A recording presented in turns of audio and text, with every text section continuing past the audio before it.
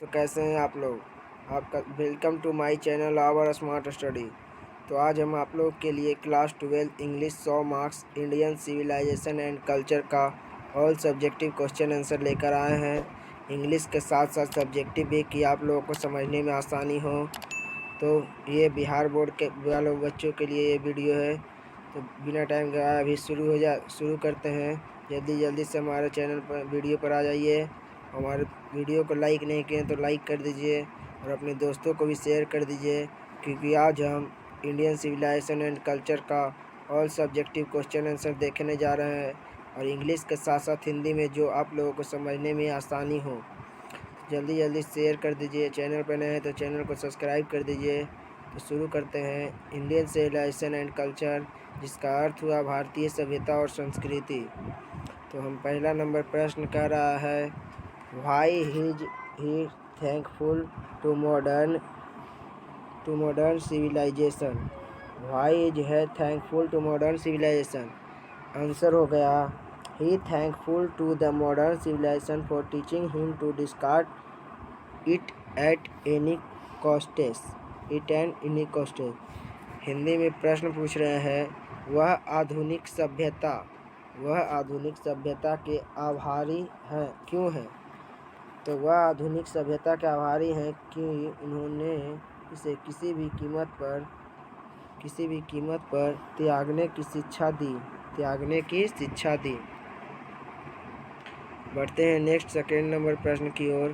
तो हमारा second number प्रश्न कर रहा है, व्हाई डज गांधी जी से that mind is a restless bird, what makes mind restless. तो प्रश्न कर रहा है, व्हाई डज गांधी जी से that mind is a restless bird, what makes mind restless. तो कह रहे हैं, गांधी जी क्यों कहते हैं कि मन एक बेचैन पंछी है, मन को क्या बेचैन करता है। यही हमारा प्रश्न है। तो इसका कहने का अर्थ हुआ कि Gandhi ji says that needs of mind are unyielding and indulgence of mind in our passions makes it restless। कहने का अर्थ हुआ, गांधी जी कहते हैं कि मन की आवश्यकताएं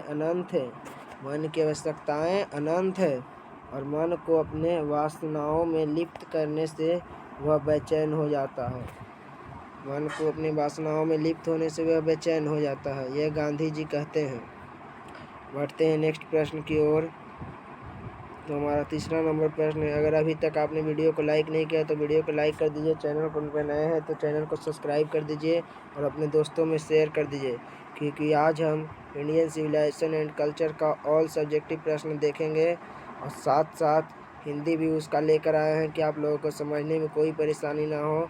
आपको एकदम हिंदी में पूरा डिटेल से समझाएंगे कि आप लोग को यहाँ पर समझ में आ जाए। हमारा अगला तीसरा नंबर प्रश्न कर रहा है, how did our ancestor enjoy true home rule. हमारे पूर्वज ने सच्चे गृह नियम का आनंद कैसे लिया। कह रहे हैं, हमारे पूर्वज जो हैं गृह नियम का आनंद कैसे लिया। सच्चे गृह नियम मतलब घर में का नियम। तो कह रहे हैं आंसर में, दे disliked curtains and layers, they settled their disputes without going to courts. In that way, they enjoyed true home rule। कहने का अर्थ हुआ, वे अदालतों और वकीलों को नापसंद करते थे। कौन? हमारे पूर्वज अदालतों और वकीलों को नापसंद करते थे और उन्होंने अदालतों में जाए बिना अपने विवादों को निपटारा किया। कौन? हमारे पूर्वज, आवर एंसेस्टर। इस तरह उन्होंने सच्चे होम रूल का आनंद लिया, मतलब घर के नियम का आनंद लिए। बढ़ते हैं नेक्स्ट प्रश्न की ओर। तो हमारा नेक्स्ट प्रश्न फोर्थ नंबर का रहा है, what is civilization in the real sense of the term. कहने का अर्थ हुआ, शब्द के वास्तविक अर्थों में सभ्यता क्या है। तो आंसर कर रहा है, civilization in the real sense of the term is the deliberated and voluntary restriction of wants. This alone increases and promotes contentment. Real happiness and capacity for service. थोड़ा सा हमारा शब्द गलत हो रहा है, आप लोग अथी करिए, देखिएगा इधर। सर्विस कहने का अर्थ हुआ कि सभ्यता उत्तर सभ्यता शब्द के वास्तविक अर्थों में इच्छाओं का जानबूझकर और स्वैच्छिक प्रतिबंध है। इच्छाओं का जानबूझकर और स्वैच्छिक प्रतिबंध है। यह अकेले संतोष, वास्तविक खुशी और सेवा की क्षमता को बढ़ाता है और बढ़ावा देता है। यही हमारा 4th नंबर प्रश्न का आंसर हुआ। बढ़ते हैं नेक्स्ट प्रश्न की ओर। तो हमारा नेक्स्ट नंबर प्रश्न का रहा, what do you know about Gandhi ji. कह रहा है what do you know about Gandhi ji. इसके कहने का अर्थ हुआ आप गांधी जी के बारे में क्या जानते हैं। तो हम गांधी जी के बारे में जानते हैं, I known Gandhi ji as Bapu and as Mahatma. He is called Bapu because he was the father of nation. He is called Mahatma Gandhi because he was great soul of saint. कहने का अर्थ हुआ मैं गांधी जी को बापू और महात्मा के रूप में जानता हूँ। कौन? मैं गांधी जी को महात्मा और बापू के रूप में जानता हूँ। राष्ट्रपिता होने के कारण उन्हें बापू कहा जाता है। उन्हें महात्मा इसलिए कहा जाता है क्योंकि वे एक महान आत्मा का सत्य थे, इसलिए उन्हें महात्मा कहा जाता है। बढ़ते हैं नेक्स्ट प्रश्न की ओर। तो हमारा 6 नंबर प्रश्न कर रहा है कि how did our ancestor view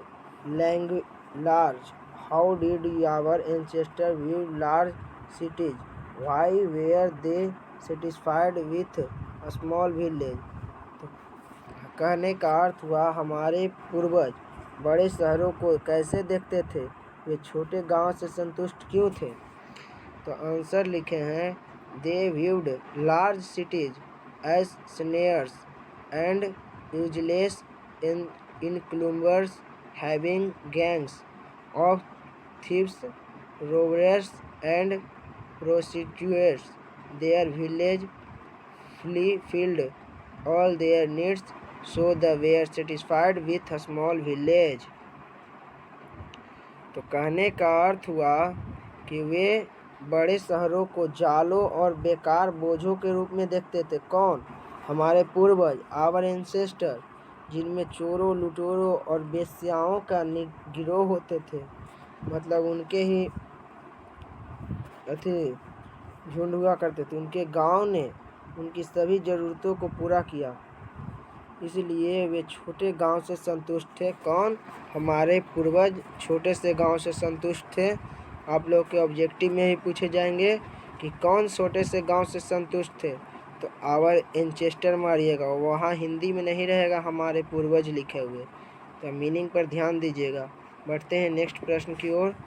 तो हमारा 7 नंबर प्रश्न का रहा है, what is the distribution characteristic of modern civilization. कहने का अर्थ हुआ कि आधुनिक सभ्यता की विशेषता क्या है। तो आंसर लिखे हैं, the distinguishing characteristic of modern civilization is an identity multiplicity of human wants। इसका हिंदी में अर्थ हुआ आधुनिक सभ्यता की विशिष्ट विशेषता मानव आवश्यकताओं की अनिश्चित बहुलता गलती से मिस्टेक हुआ, अगर बुलाता है बहुलता है। बढ़ते हैं नेक्स्ट प्रश्न की ओर। तो हमारा 8 नंबर प्रश्न का रहा है, Why did our ancestors exclude us from luxuries and pleasure? Did they do right thing? कहने का अर्थ हुआ, आंसर में पहले क्वेश्चन समझिए। Why did our ancestors exclude us from luxuries and pleasures? Did they do right thing?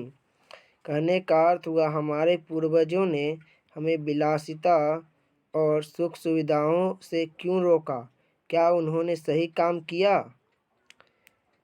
उत्तर में लिखे हैं आवर एंसेस्टर न्यू पढ़ेंगे that positions don't contribute to happiness. The rich were worried about finding means of increasing their material wealth. On the other hand, the poor were content and happy.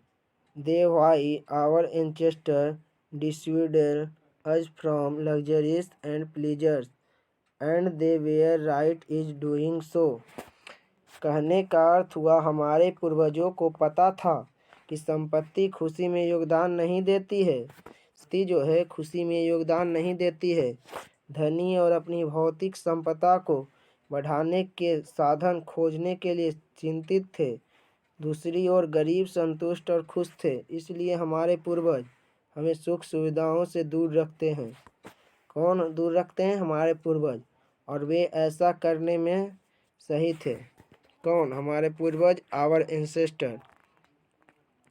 आप लोग चाहें तो इसे note भी करते जा सकें। कॉपी कलम पास में लेकर बैठिए, नहीं तो स्क्रीनशॉट ले लीजिए। कॉपी कलम लेकर बैठिएगा और कमेंट बॉक्स में टाइप करते चलिएगा, तो आपको जल्दी याद होगा, क्योंकि लिखने से जल्दी से याद होता है।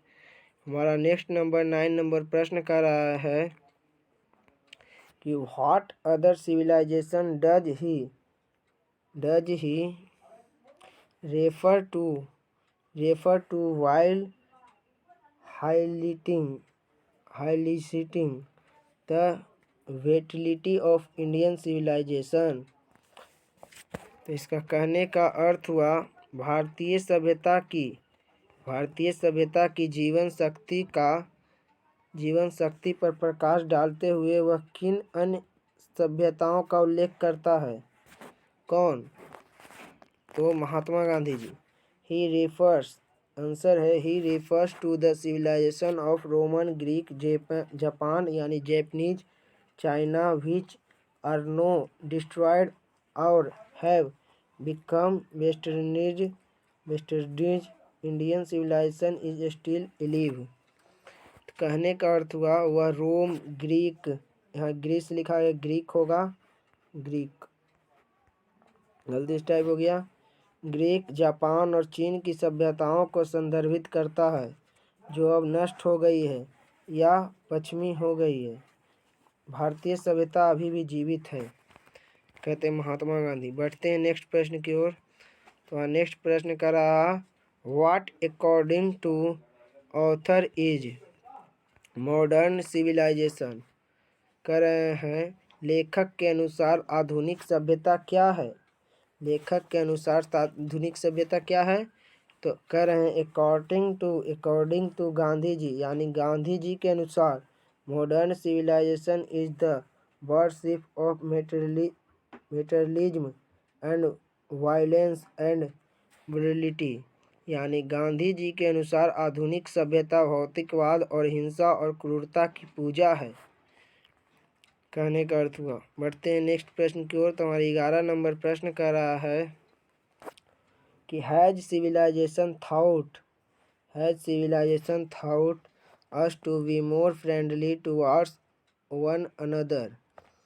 आंसर में क्या सभ्यता ने हमें एक दूसरे के प्रति अधिक मित्रता रहना सिखाया है? तो आंसर में लिखे हैं कि in a hard we are more friendly towards each other, but towards those who are outside our herd we are still very precocious। कहने का अर्थ हुआ झुंड में हम एक दूसरे के प्रति अधिक मित्रता होते हैं, लेकिन जो हमारे झुंड से बाहर है उनके प्रति हम अभी भी बहुत क्रूर हैं, यानी बहुत ही अभी गुस्से हैं। बढ़ते हैं हम नेक्स्ट प्रश्न की ओर। तो हम नेक्स्ट प्रश्न की ओर बढ़ते हैं। अभी तक आपने वीडियो को लाइक नहीं किया तो लाइक कर दीजिए और अपने दोस्तों में शेयर कर दीजिए, जिससे उससे भी ये पढ़ने में थोड़ी आसानी हो। तो बढ़ते हैं नेक्स्ट प्रश्न की ओर। तो हमारा नेक्स्ट नंबर प्रश्न कर रहा है why did our ancestors prefer to live in village. कहने का अर्थ हुआ हमारे पूर्वज गांव में रहना क्यों पसंद करते थे। तो लिखे हैं इंग्लिश में answer, our ancestor preferred to live in village because they want to live in safe place with their essential trading. हमारे पूर्वज गांव में रहना पसंद करते थे क्योंकि वे अपनी प्राचीन परंपरा के साथ सुरक्षित स्थान पर रहना चाहते थे। इन towns they say there were gangs for thieves, robbers, prostitutes and torts. शहर में उन्होंने देखा कि चोरों, लुटेरों, वेश्याओं और दलालों के गिरोह थे।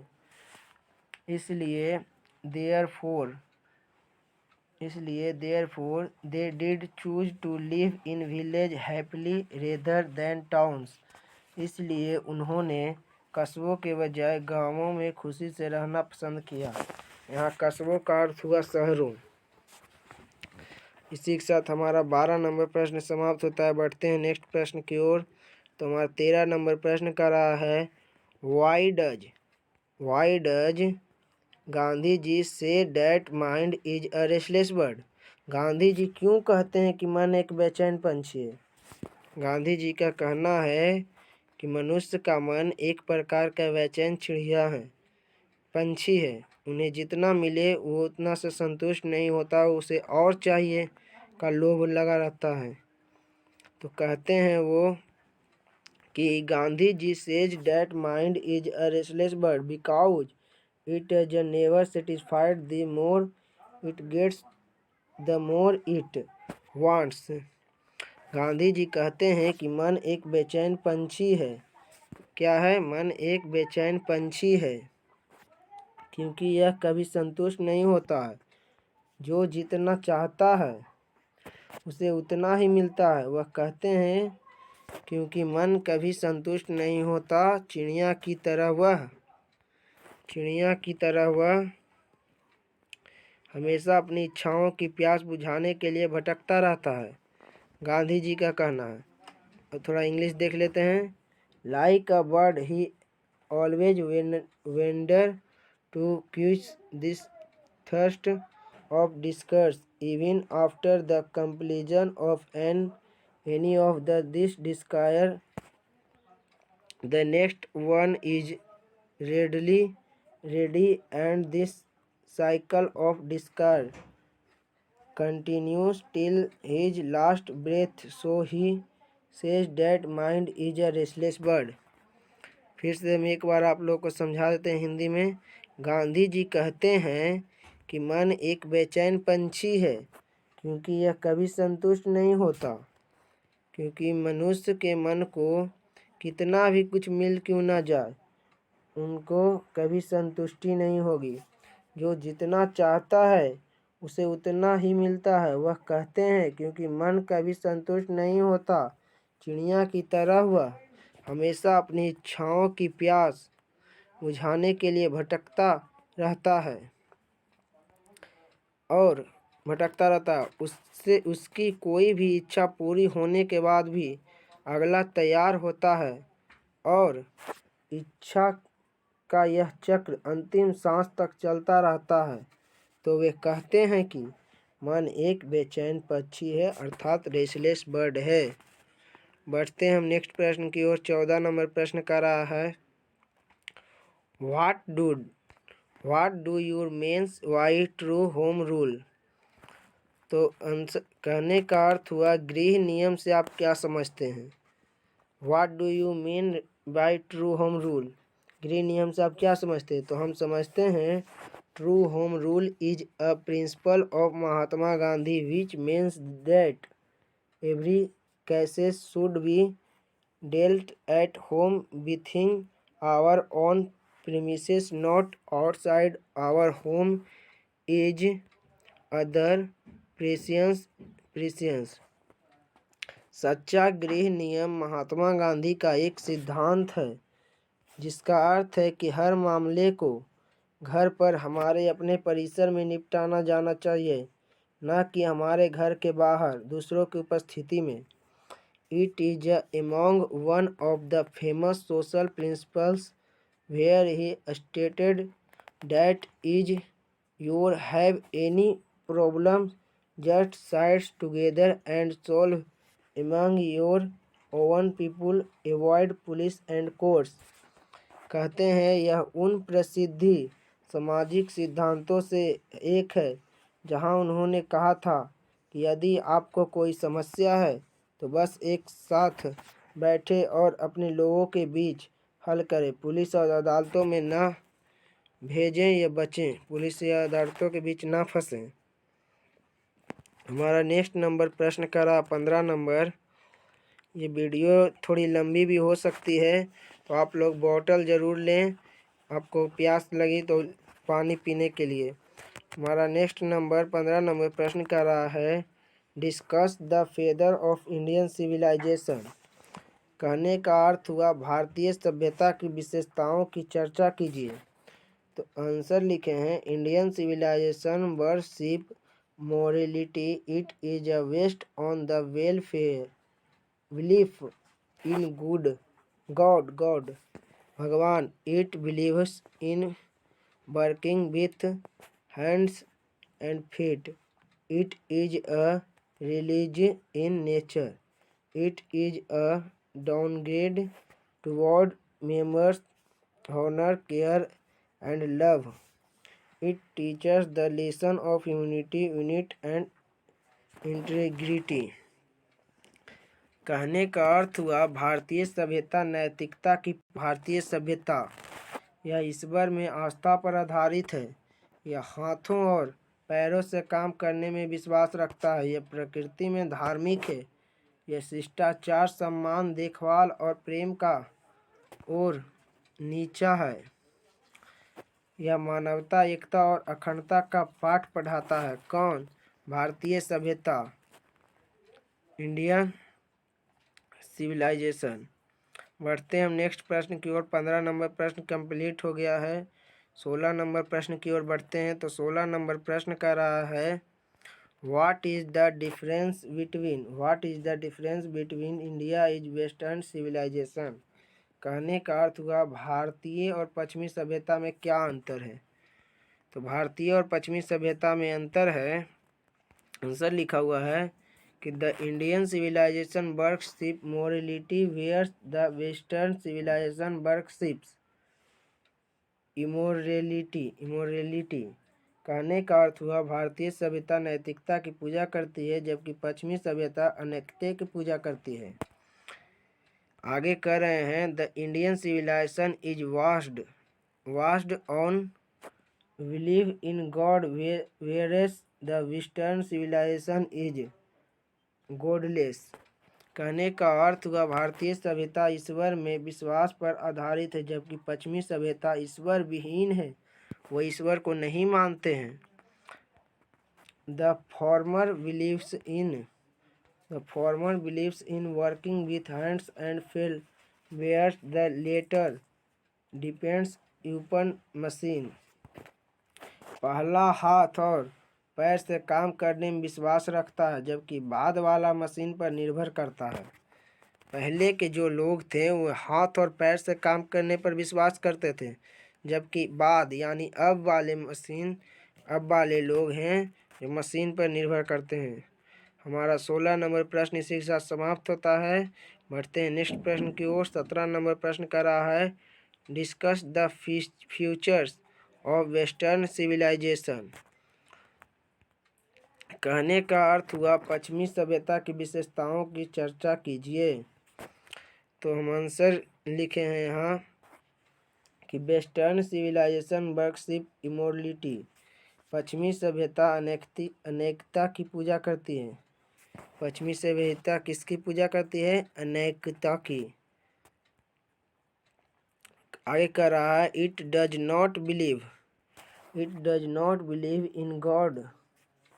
यह भगवान में विश्वास नहीं करता है। कौन? पश्चिमी सभ्यता वाले लोग।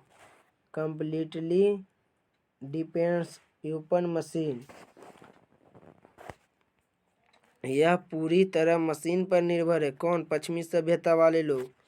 It runs after materialism. यह भौतिकवाद के पीछे भागता है। It is drawn rewards towards momentary pleasure. यह नीचे और क्षणिक सुख की ओर है। यह नीचे और क्षणिक सुख की ओर है। इसी के साथ हमारा 17 नंबर प्रश्न समाप्त होता है। बढ़ते हैं नेक्स्ट प्रश्न की ओर। और ज़्यादा प्रश्न नहीं है, अब लास्ट ही होने वाला। लगता है 21 प्रश्न है, तो लगता है 17 नंबर प्रश्न खत्म हुआ है। हाँ, तो 18 नंबर प्रश्न की ओर बढ़ते हैं। अगर आप लोगों को PDF चाहिए तो नीचे डिस्क्रिप्शन में लिंक दिया हुआ है, व्हाट्सएप ग्रुप को ज्वाइन करें और PDF मैसेज करें PDF के लिए, तो हम PDF भी आप लोगों को प्रोवाइड करेंगे। तो चलिए आगे के प्रश्न देखते हैं। तो हमारा 18 नंबर प्रश्न कर रहा है, भारतीय सभ्यता की वास्तविक महिमा सौंदर्य क्या है? मुझे इंग्लिश वाला प्रश्न ऊपर रह गया। हाँ, कर रहा है, what is the real glory beauty of Indian civilization. कहने का अर्थ हुआ भारतीय सभ्यता की वास्तविक महिमा सौंदर्य क्या है? तो आंसर है the real beauty of India. The real beauty of India civilization is that it remains immovable. कहने का अर्थ हुआ भारतीय सभ्यता की असली सुंदरता यह है कि वह अचल रहती है। Even after thousands of years it is as it should be. हजारों साल बाद भी ऐसा ही होना चाहिए। It has not change its nature and it is sound at as foundation. इसने अपनी प्रकृति नहीं बदली और यह इसकी नींव पर मजबूत है। कौन? भारतीय सभ्यता की वास्तविक महिमा और सौंदर्य इसकी नींव पर। बढ़ते हैं नेक्स्ट प्रश्न की ओर। 19 नंबर प्रश्न कर रहा है, what is the civilization in real sense of term. तो कह रहे हैं, in the word of Gandhi ji civilization is the that mode of conduct which points out to man the path of duty। पहले प्रश्न समझिए, what is the civilization in real sense of term. वास्तविक अर्थों में सभ्यता क्या है? तो कह रहे हैं, गांधी जी के शब्दों में सभ्यता आचरण का वह तरीका है जो मनुष्य को कर्तव्य का मार्ग बताता है। आगे कह रहे हैं, if we talk about the real sense it's is essentially the control of our disguised. कह रहे हैं कि जो मनुष्य को कर्तव्य का मार्ग बताता है, यह हम वास्तविक अर्थ की बात करें तो यह वास्तव में हमारी इच्छा का नियंत्रण है। It is the way of living which we got from our ancestor. यह जीने का तरीका है जो हमें अपने पूर्वजों से मिला है।